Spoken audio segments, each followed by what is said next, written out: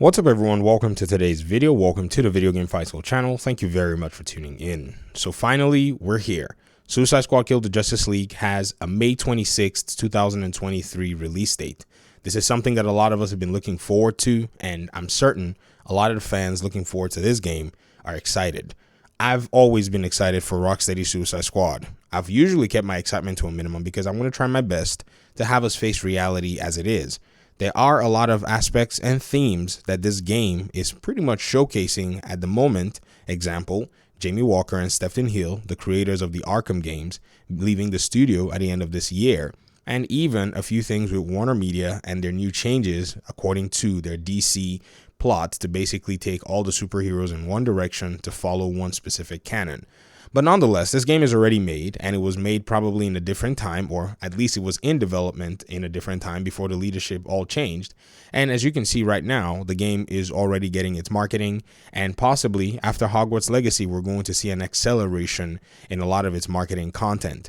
Warner Brothers is not in a method, or I don't think they follow the procedure of stacking their games like Ubisoft does, so they are going to give a lot of space. But this is something interesting because we finally got to see Batman revealed in the Suicide Squad Kill the Justice League. Although his reveal shows that he seems to be possessed by Brainiac, I think this really brings an interesting aspect to the entire conversation. Even though Suicide Squad Kill the Justice League seems to have another direction it's going, I think the end and the storylines are going to be really predictable. I don't think we're going to be seeing too many surprises in this particular game. So, what are some of the things that fans are looking forward to? As of now, there doesn't seem to be a pre-order accessibility in terms of the different stores. I don't think you can pre-order the game just yet. Like I said, it appears to me that once you get past Hogwarts Legacy, or at least maybe sometime in January, they might go ahead and drop a few more hints, a few more marketing pieces, and they may open up pre-orders for a lot of the community members at that time. But at this period, I think it's probably wise for them to allow for Hogwarts Legacy to get its shine, and then Suicide Squad Kill the Justice League is going to come through. Another thing that fans are probably looking forward to is getting more of a feel of the story.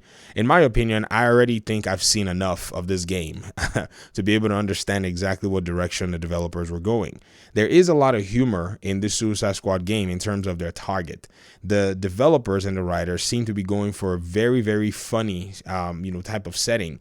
Basically, what Marvel's Guardians of the Galaxy was trying to achieve, or it did achieve, Suicide Squad is probably looking forward to bringing that close to the, to that kind of theme. But in their case, they're taking it with a whole different level with a huge cast of DC characters in terms of the anti-heroes, the superheroes themselves as well, and even Brainiac being the main, or in quote, what looks like the main protagonist. So you're going to have within this Justice League game, because this is what I think it is, not necessarily a Suicide Squad game, you're going to have these 4 Suicide Squad members initially show up, and then you're going to have the Justice League characters where there'll probably be a little bit of infighting, because right now it seems like what you have is some of these Justice League members are possessed, and it doesn't seem like all of them are possessed, because Diana looks like she was in one of the trailers having a little bout with Superman.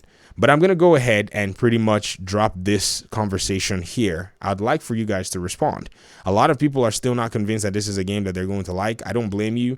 When you've played the Arkham games, it's very difficult for you to be able to come into another video game that does have a few aspects of maybe a live service game or a live service theme, but we're going to need to see a little bit more, because again, the way Gotham Knights seem to have taken some kind of a pivot regarding its own nature, not being a live service game after it seemed like it was going to be a live service game, we don't know how Suicide Squad is going to go. But we do know one thing though, and I'm sure somebody might say something different, that the head of the 11 development studios under Warner Media actually did move a lot of their studios in 2016 to start targeting live service games. If you guys have noticed, we have games like Multiversus, we have a game like Suicide Squad come out with some of the co-op and the multiplayer elements, and it seems like as well Suicide Squad was already going into some of that direction, because it does have a co-op side. We just don't know how far its multiplayer is going to be extended throughout the world. So the single player thing is probably going to still be a complementary aspect of a lot of these games, but you never know. perhaps with a new team with, James Gunn and, David Zaslav and all these other, folk that are calling the shots, they might go back to an emphasis in terms of revisiting what the single player aspect of games look like.